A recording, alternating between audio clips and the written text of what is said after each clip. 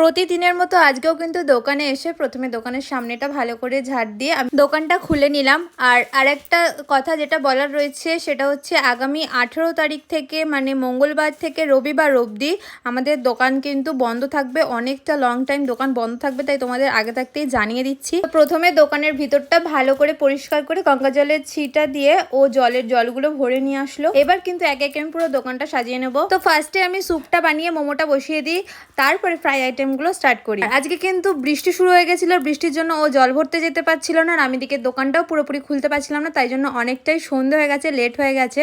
আর এদিকে গ্যাস নিয়েও রয়েছে অনেক টেনশনে, কারণ এখন খুবই গ্যাসের সমস্যা, গ্যাস পাওয়া যাচ্ছে না।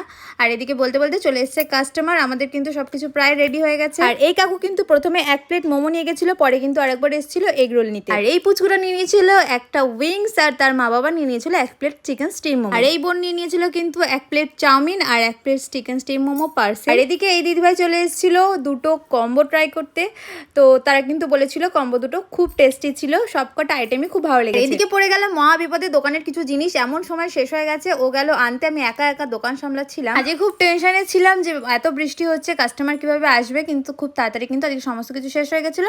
আর এবার বাড়ি যাওয়ার পালা।